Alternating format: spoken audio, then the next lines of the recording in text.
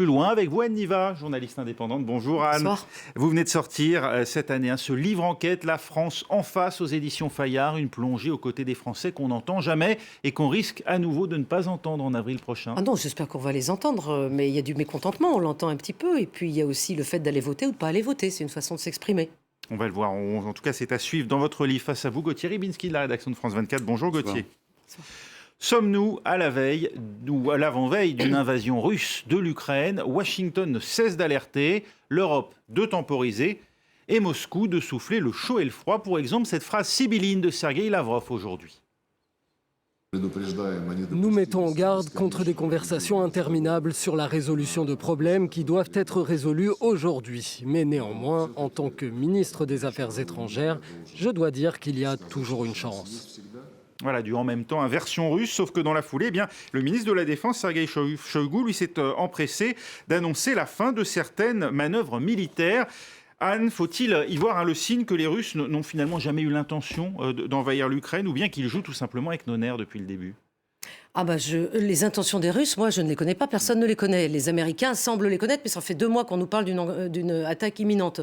Donc, les Russes, ils font du chantage à la guerre. Tout simplement, ça s'appelle véritablement du chantage.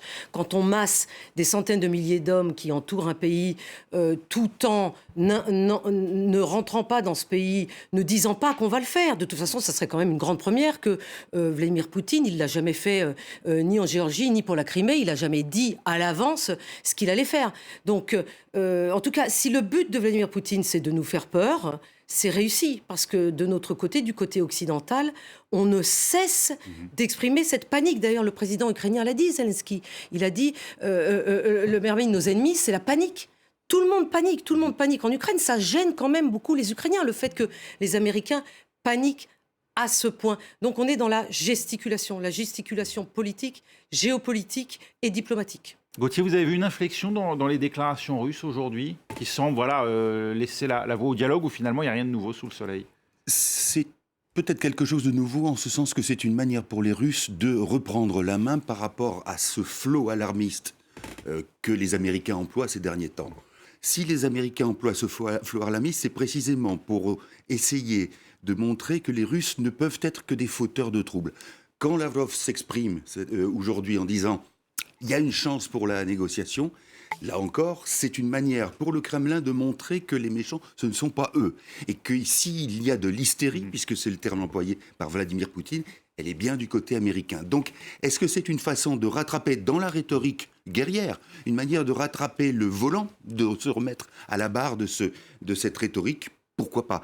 Ça n'en dit pas forcément plus sur les intentions réelles, mais c'est une manière de ne pas être ballotté par cette rhétorique américaine dont Anne disait à juste titre qu'elle gênait même les Ukrainiens. En tout cas, dans le grand jeu diplomatique, c'est au tour d'Olaf Scholz, le chancelier allemand, d'être à Kiev aujourd'hui pour une mise en garde adressée aux Russes. Écoutez-le, Olaf Scholz. Les activités militaires de la Russie à la frontière ukrainienne ne sont pas compréhensibles. Il n'y a pas de motif raisonnable pour un tel déploiement militaire. Nous attendons que la Russie prenne des mesures claires de désescalade. Pour l'Allemagne, toute agression militaire envers l'Ukraine aurait de sérieuses conséquences politiques, économiques et géostratégiques pour la Russie. À quoi peut bien servir le chancelier allemand dans cette crise, Anne Niva? De toute façon, c'est toujours bon de continuer à négocier. Donc Olaf Scholz, il fait ce qu'on attend de lui et qu'il a un petit peu peut-être tardé à faire. On dit de lui qu'il a quand même des lunettes russes, Olaf Scholz. Et puis, il a été prendre conseil auprès d'Angela Merkel avant de faire cette visite. Il a commencé par l'Ukraine. Et ensuite, il ira à Moscou. C'est-à-dire c'est l'inverse de ce qu'a fait le président Emmanuel Macron la semaine dernière. Donc, Olaf Scholz, il fait ce qu'il peut, mais une fois de plus, ça contribue à faire ce que je disais tout à l'heure, c'est-à-dire à satisfaire finalement l'ego, l'autoritarisme du président Vladimir Poutine, qui apparaît comme celui que tout le monde va voir, dont tout le monde parle et à qui tout le monde téléphone. Gauthier, les Allemands sont prêts, comme a pu l'être Angela Merkel en son temps, à se mettre à dos les Russes?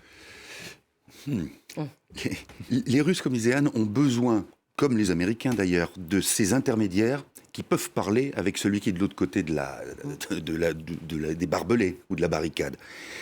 C'était le cas d'Angela Merkel qui, de par son histoire, avait aussi, y compris même de par une certaine pratique et maîtrise de la langue russe, connaissait les rouages ou les rouages même affectifs et psychologiques du fonctionnement de ceux qui occupent le Kremlin. Là, c'est plus compliqué, d'abord parce qu'il est tout récent, Olaf Scholz, donc il faut lui laisser un peu de temps pour s'acclimater. Et c'est un baptême du feu pour lui. Là. Voilà. Et c'est compliqué parce qu'en plus, évidemment, les intérêts allemands économiques, on les connaît. Et puis, de l'autre côté, l'Allemagne, depuis qu'elle est démocratique, c'est-à-dire depuis 1949, n'a plus jamais menacé un pays quel qu'il soit. Et que ce n'est pas demain qu'elle le fera, en plus des Slaves. Je rappelle qu'il y a quand même, côté allemand, cet historique du mal absolu que les nazis ont causé aux Slaves. Il n'est pas question que les Allemands en fassent à nouveau. Donc c'est ça qui est compliqué. Mais on se dit que si Scholz peut être encore un dernier maillon de dialogue avec Poutine, et Poutine a tout intérêt à jouer aussi cette carte, à dire, vous voyez, quand les gens sont raisonnables comme M. Scholz, bien moi aussi je peux l'être. Donc il peut servir un peu, alors là, peut-être qu'on va exagérer, mais une sorte de petit télégraphiste, qui serait le va-et-vient entre le Kremlin et l'Occident. Un mot important pour ajouter à ce que Gauthier vient de dire, c'est que les Allemands disent que jamais plus des armes allemandes ne tueront des Russes. Ça, c'est les sons de la Seconde Guerre mondiale.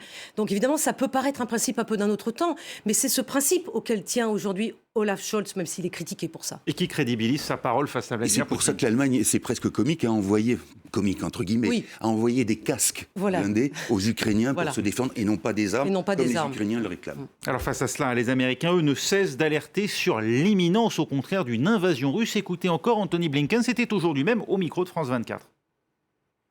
Une agression dès cette semaine est tout à fait possible quand on voit ce qui se passe autour de l'Ukraine avec le déploiement des forces russes. Est-ce que le président Biden pourrait se rendre en Ukraine comme le demande le président ukrainien ? Pour l'instant, le président Biden est très engagé dans la diplomatie. Il a parlé aujourd'hui avec le président Zelensky, il avait parlé auparavant avec le président Poutine. On retient toute hypothèse pour avancer la diplomatie, mais dans un premier temps, ça dépend entièrement de la Russie.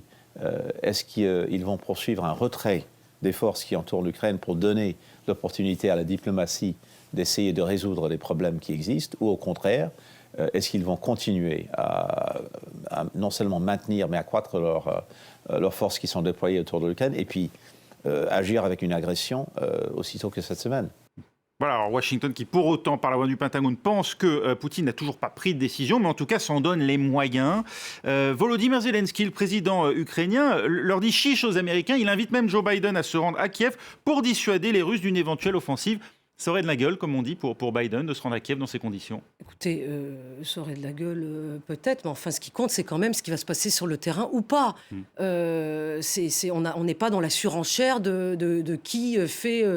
ça, je trouve ça un tout petit peu déplacé. Si je vous pose la question, c'est que ça rappelle en gros Mitterrand à Sarajevo en 92, au moment du siège. Peut-être, mais les choses ont quand même changé depuis, notamment dans les relations internationales. Là, on est face à un homme, Vladimir Poutine, qui s'enferme complètement dans son autoritarisme et qui, je le répète, a massé des troupes autour de l'Ukraine, y compris jusque dans la Biélorussie, puisqu'il y a un exercice conjoint, etc.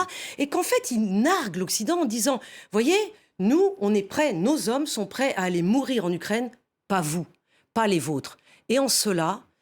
je ne sais pas s'il n'a pas raison, parce que nous le disons aussi, nous autres, et les Américains l'ont dit, qu'ils ne seront pas prêts à déployer des hommes pour aller mourir en Ukraine. Donc ça, c'est le vrai bras de fer qui est en train de se jouer aujourd'hui. C'est ça qui compte, plus que... Alors, il y a la diplomatie, il faut la continuer, mais ce chantage psychologique, ce chantage à la guerre, pour le moment, c'est Vladimir Poutine sans envahir, qui est une espèce de gagnant. On le veuille ou non, malheureusement.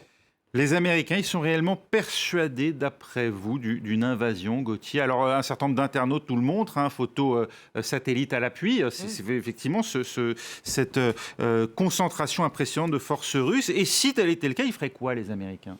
Alors, dans la mesure où ils excluent d'intervenir militairement, est-ce que, justement, cet alarmisme, cette dramatisation actuelle, c'est une façon de dire « nous avons fait tout ce qu'il était possible de faire, à partir de maintenant, on ne peut plus rien et on n'interviendra pas ».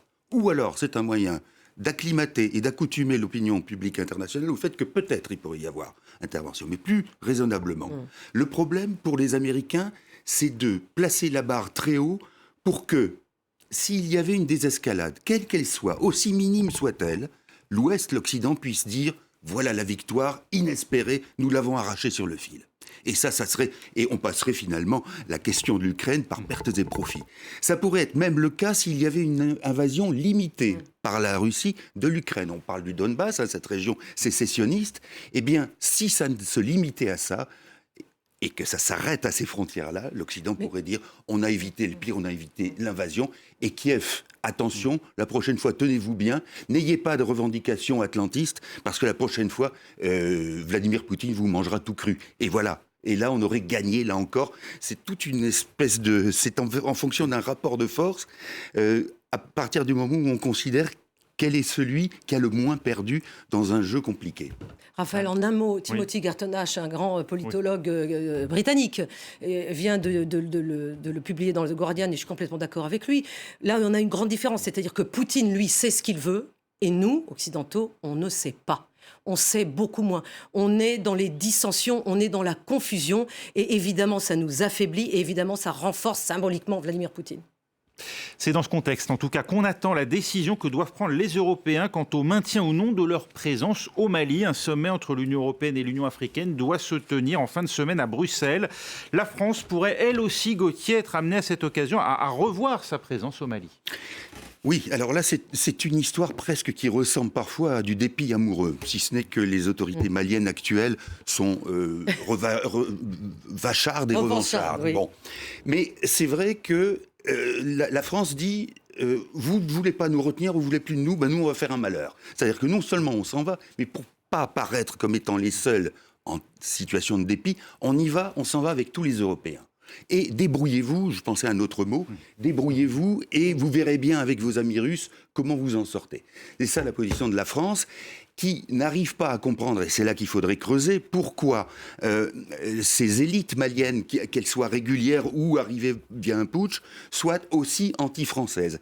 Et là, il y a manifestement au Mali comme ailleurs, à travers l'animosité vis-à-vis de la France, le moyen de marquer une identité dont on ne sait plus trop quelle est-elle, à travers les invasions de djihadistes, à travers les coups d'État. Et finalement, le seul point qui fédère, c'est cette animosité à la France et qui rappelle en plus les grandes heures de l'indépendance de ces pays, donc des années 60. Une junte en tout cas qui, en s'en prenant à la France, fait semble-t-il vibrer une corde auprès d'une partie de la population malienne. Dans ces conditions, Aniva, la France peut-elle encore rester au Mali? N'a-t-elle pas intérêt à se redéployer ailleurs? On évoque notamment le Niger.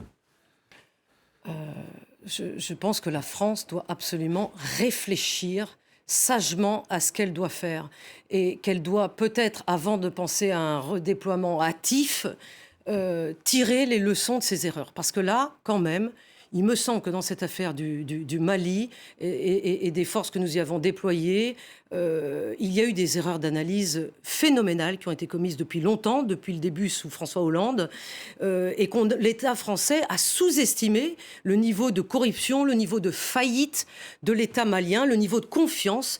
Et ça, c'est grave. C'est très grave parce que je ne vais pas comparer, mais quand même avec les forces internationales américaines en Irak ou en Afghanistan.